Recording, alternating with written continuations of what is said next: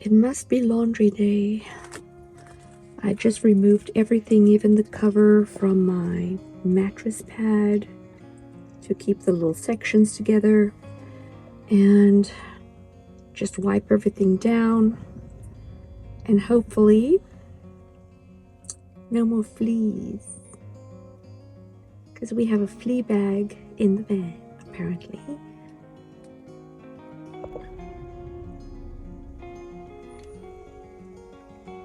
Do we have a clean dog and a clean bed?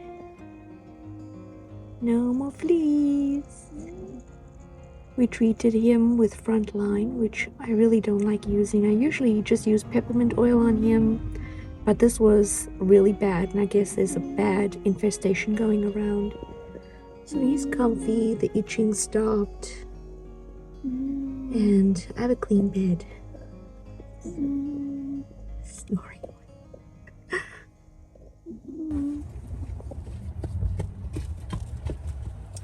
What? I'm drinking some green tea, and I tried some not almonds, some soy milk in the green tea, making it like a milky green, and it's so yummy. So I'm enjoying some green tea. Hi guys, I hope that you are having a lovely week so far. Welcome to this week's video. If you are new, my name is Tharwa, and I live in my van studio with my baby Diesel, my little puppy.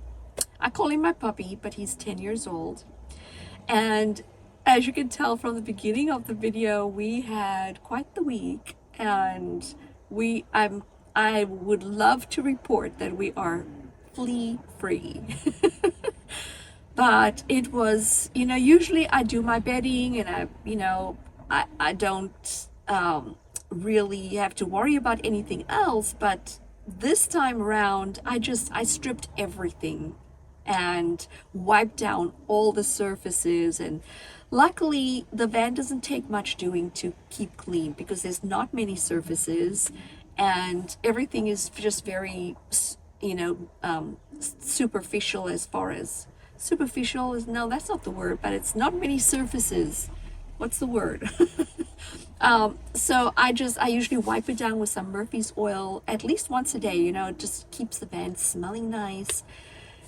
But this week, oh my goodness, this week with the fleas, I was just paranoid, because egg larvae and eggs, and it's quite the cycle to try and get rid of. So I did treat him with Frontline, which I hate treating him with chemicals. It's so harsh for their system, for their skin. But it was so bad. And when I went to the pet store and got the Frontline, everyone there was saying, they were talking about it, because apparently this infestation is really bad, and a lot of people are coming in for flea meds. And but yeah, clean dog, clean van, and I'm just gonna double up on his peppermint. And because usually I'll put a little bit of peppermint on him after I bathe him, and then in between, like 2 or 3 times, I bathe him every couple of weeks, and then in between that I'll just run a couple of drops of peppermint oil. I'll run it down his spine, because fleas do not like peppermint, and peppermint is good for him as well. It's good for his digestion. And I've done it with all my animals for 30 plus years. I've done it, actually no, 20 plus, since I've been using the essential oils, about 20 years. And I've turned to the peppermint to help with fleas, and it's been very good, very safe for them. And but not this time. But fingers crossed, no more fleas for the rest of the spring and summer. So this week, happy Easter, everybody. This video is going to be airing on Easter. I've had an eventful week. We've had lots of birthdays. My 2 nieces, the 2 eldest grandchildren of my parents, Shamia and Nuran, my brother's 2 daughters. It was their birthdays. Shamia turned 34 and Nuran turned 31, and we actually celebrating New Ron's birthday on Easter. On Easter Sunday, we gathering at my brother's, and going to celebrate her birthday. My other niece, she's the eldest of the two, Shamia, is back in South Africa, so we can't hug her, but I'm sending you virtual hugs, sweetheart, if you're watching this. Happy birthday. And this week I celebrated a girlfriend's birthday, Cheryl. Happy birthday, Cheryl. She turned 70, and if you see this woman, she is just the epitome of health and youth. And while she's a dancer and performer, so she's always, you know, taking good care of herself. She looks amazing. So I'll share a little footage of our party together. It was a disco theme, and it was so much fun. And it was fun not only celebrating this amazing woman, but just seeing some of my friends and people I haven't seen in a while. So that was very nice.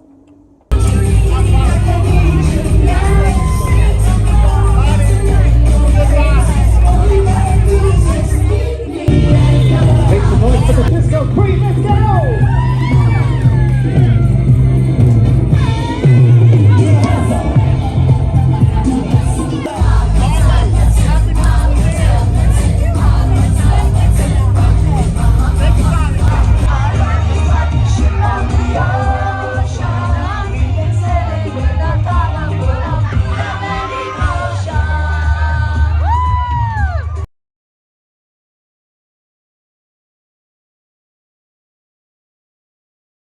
So this week's video, guys, I'm actually going to paint, some tulips, which is one of my favorites.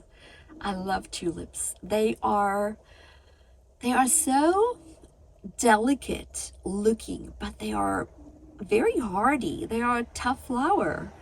And I love the colors. And so I'm going to do a watercolor, a tulip watercolor.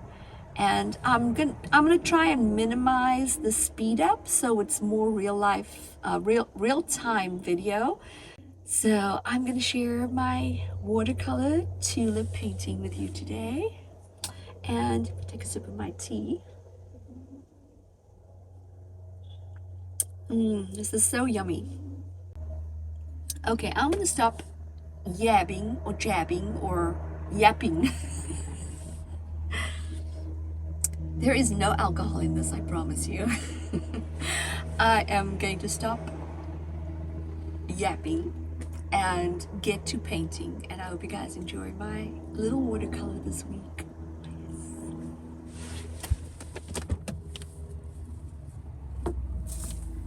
For my painting, I'm using my Mei Liang palette, and I'm just wetting a select few colors. I'm not wetting the whole palette. And I'm going to do a light sketch of some tulips. I'm going to probably cut most of this out because I'm realizing you can hardly see my drawing in this clip.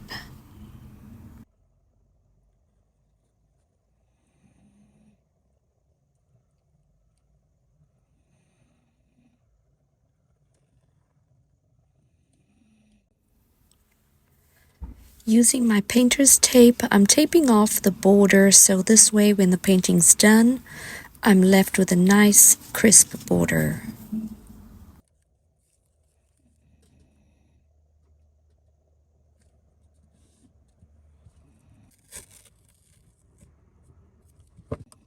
I'm wetting my background, and I'm going to start with the background first. Also, the paper I'm using is Bauhong 100% cotton paper. This is probably my favorite paper of all my watercolor papers. I know Arches is a very popular brand, but this seems to be my go-to paper, and it's a lot more affordable than Arches as well. So I'm just wetting the background, and then I'm going to drop some color in.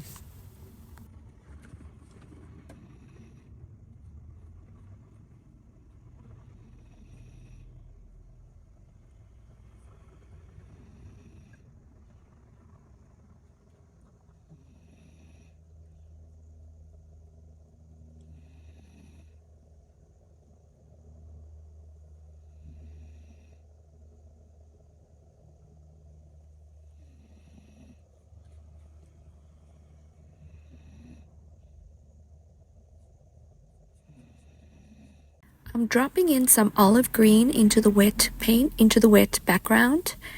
And as you can see, the olive green of this palette, the Mei Li Yang, is not moving quite as much as some other paints would, some other colors will. So I'm just kind of helping it along, just pushing it into the water. And my paper is pretty wet at this point. It's wet to the point that it glistens. If you were to turn this paper on an angle, you'll see it glistening in the light.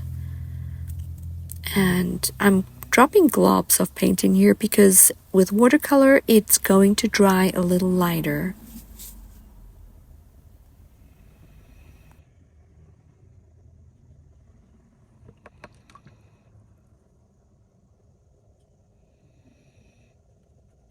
Now I'm going in with some light blue, and in some areas I'm just going to encourage it to mix a little bit. My paper is still very wet at this point. I am working relatively, or as fast as I can, because I want to maximize on the wet paper without adding any more water. And the colors that I mentioned, like the olive green and the light blue, these are according to Mei Li Yang palette. That is the names that they are calling their paints. The blue, the light blue, is very similar to a cobalt blue.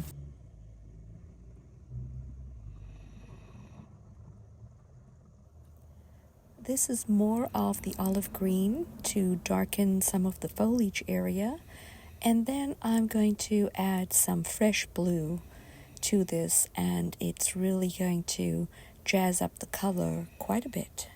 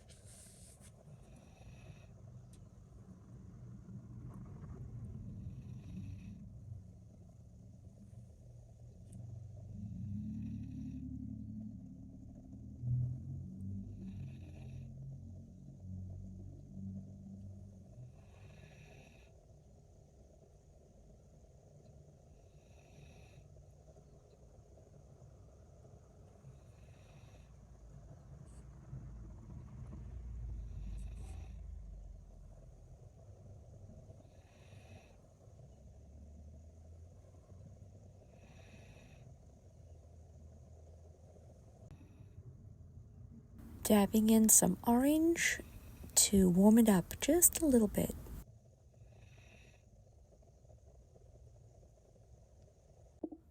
Everything has dried, and now I'm going in with some clean fresh water and introducing some color to my petals. I'm making sure to not have the petals touch wherever I'm putting the water. I'm leaving a very thin margin in between the petals so the colors don't mesh together. And the color scheme I'm going with is magenta, orange, and deep violet.